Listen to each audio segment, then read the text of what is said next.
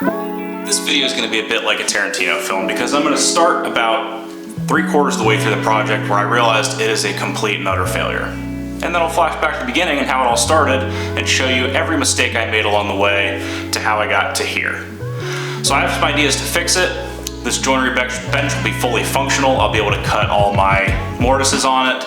I'll be able to cut my dovetails on it. But at this point, I am throwing in the towel and I will be using pocket holes to finish out the framing of this, because doing anything else at this point just seems like too much of a hassle for what I need for this shop project.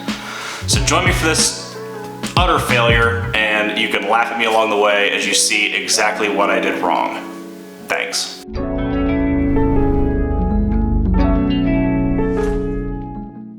Like all my projects, I begin by milling the lumber. In this case, I'm using some 8/4 cherry that I recently received from a buddy of mine who bought a house, and this all was left on his property. And since he doesn't do any woodworking, he split it between me and another friend of ours.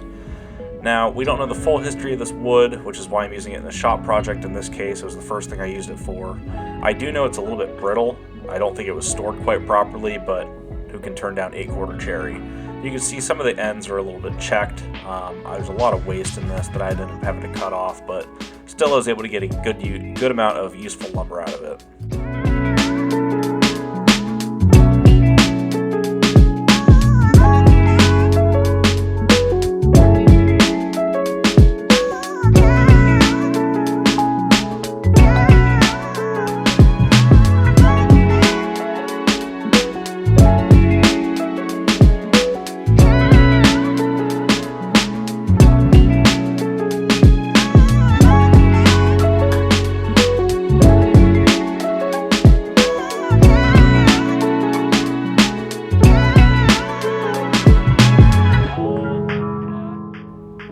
This stuff was so bad that a lot of it was twisted, so some of it I had to pull out a sled to go through the planer with, just to be able to prop up one corner and actually get a good reference side to it, since I don't have a planer large enough, or a joiner large enough for it, or a joiner at all for that matter anymore.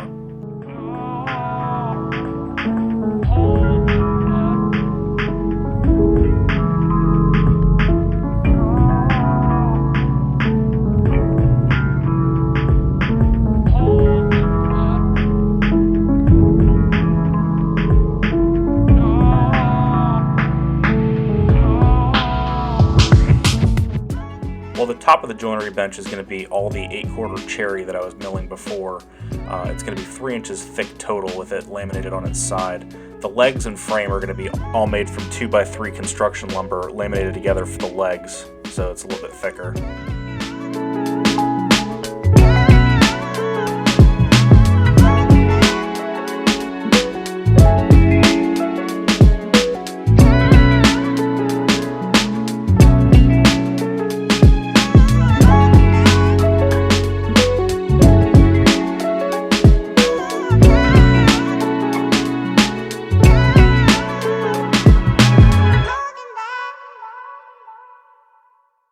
If you're wondering, I did end up going through this entire 16-ounce bottle of Type On 2 during this project. I put it on pretty thick for this wider stuff. I ended up clamping it pretty hard to get everything. It was not quite square when I glued it together, which you should strive for, obviously, but I was kind of running out of patience with this particular lumber, and I got it pretty close to where it needed to be, but that's going to reveal itself as a problem down the road, as you'll see.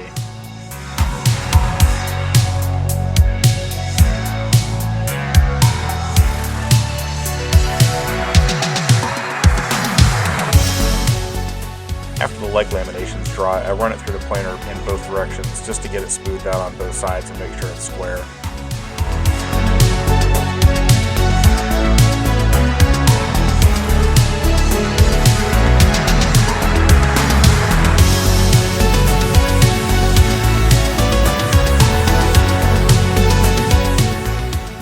The Mox and Vise hardware I'm using on the front of this bench has a large nut that needs to be recessed into the lumber itself, so I chiseled that all out by hand.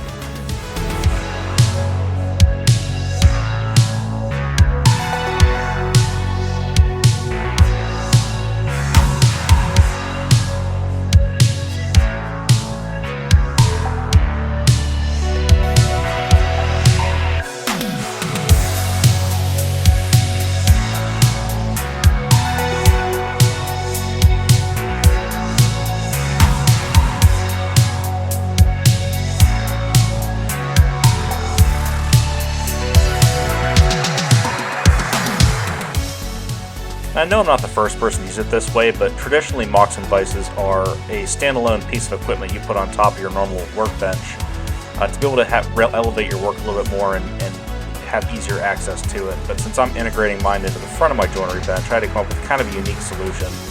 So basically I cut a gigantic dado out of the third piece in so that the bolt and nut could have a place to sit and be accessed on the underside of the bench.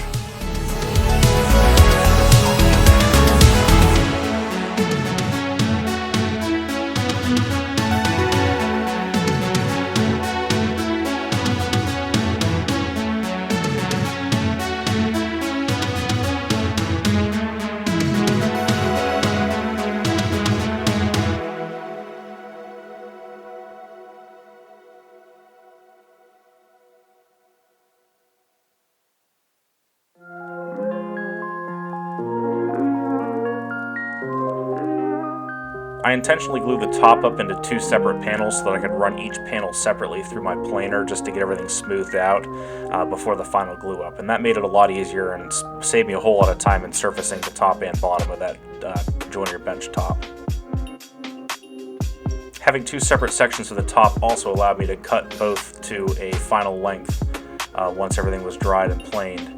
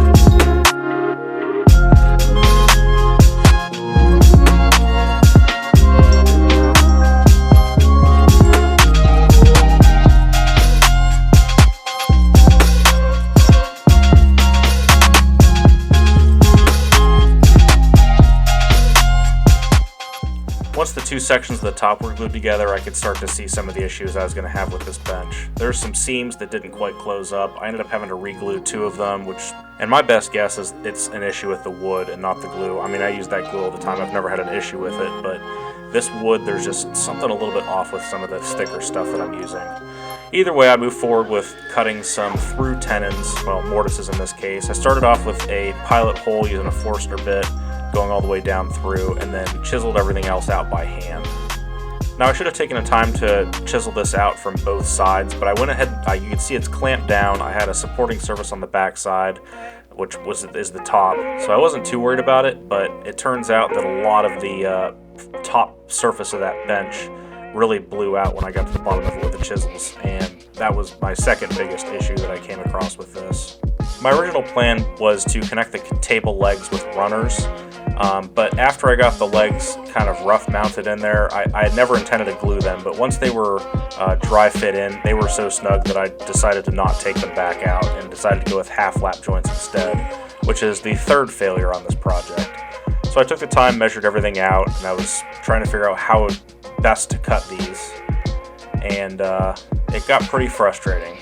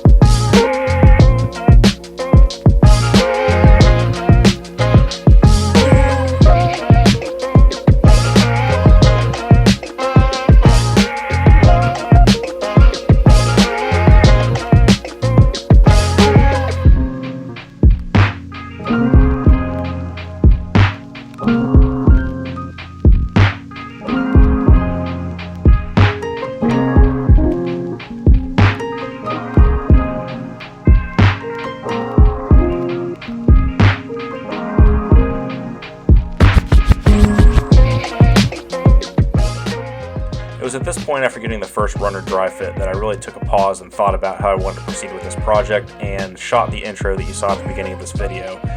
And then I cut everything down to length and got out the pocket hole jig that I haven't used in quite a while. Basically, I decided it was going to take forever to try to cut all those half lap joints the whole way around, and this was going to be a perfectly fine solution for what I needed to do in my shop. And turns out it worked just fine.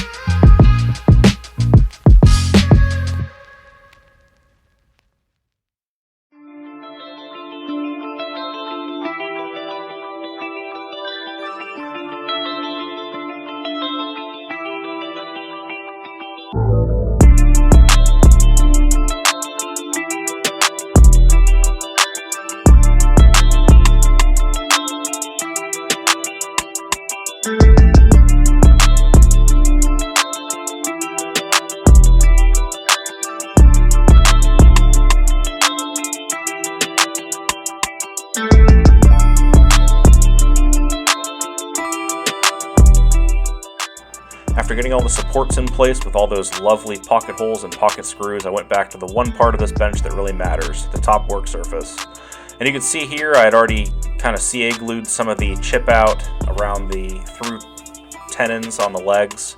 It was really bad. You could see the one closest to the camera is by far and away the worst. There was a lot of different chips that I kind of glued back in place, and now I'm filling some of those cracks and imperfections in the top just to kind of make it a little bit nicer. I already know for certain that at some point I'm going to go back and pocket hole in some diagonal braces just to give it a little bit more of lateral stability, but as far as the front to back, it's perfectly solid, and for chopping mortises on the top, everything was holding together quite sturdy. So I started off by testing my Moxon vise, cutting a pretend dovetail just to see if everything was going to hold still and act how I wanted it to act when I was using this bench. And then I laid out that piece of walnut and just pretended to chop a mortise as well. Obviously I didn't do any layout on this. I just kind of grabbed the chisel and mallet, my makeshift rubber mallet, and gave it some wax to see if it was going to wiggle around or if the bench was as sturdy as I wanted it to be. And everything held together and acted exactly how I wanted it to, so I was pleased.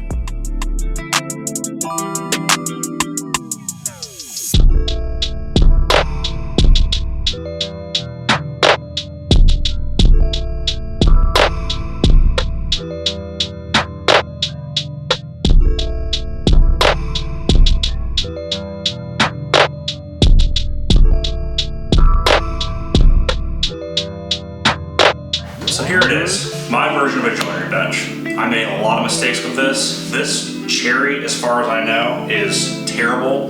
The way it blew out and the way as brittle as it is, I don't know what's wrong with this wood. If you know what makes wood do this, let me know below. I've never seen this before. I hope I never see it again. Unfortunately, I still have a pretty big pile of this stuff behind me, so I'll be using it for a while, hopefully not in a project like this again, because this was rough. Some of these gaps that came, I can fill those in a little bit better, and I might over time, depending on what they do. I kind of want to see if they move anymore before I do anything else to them. These big gaps, especially this one, the obvious answer is to pour epoxy, but that's going to be a lot of epoxy to fill that, and there's really no easy way to seal that off on the bottom, make sure it doesn't run out the bottom. So, time will tell if that becomes a problem there for me or not, but as you saw, I mean, it's stout. Not laterally, but back and forth, there's no movement, so when I'm sawing dovetails, it should be no problem at all. Chopping mortises, there was no issue with that. Granted, I didn't take the time to draw out any lines to make them look nice, as you saw, but I know this is going to work just fine for that application, and really that's all I needed out of this bench. Dovetails in the past, I've used my cross-cut sled on my table saw to cut, and that is not a good answer. I got a lot of chatter out of it, and really I'm just going to wear down that back fence on my cross-cut sled and have to rebuild that.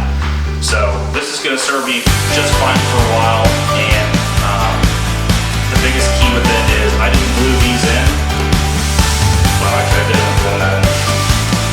The biggest thing for me though is if I need to, I could always chop the frame off the bottom and do something different with the top. Throw the top away if I need to down the road and replace it. Fortunately, I got all this cherry for free from someone who moved into a house that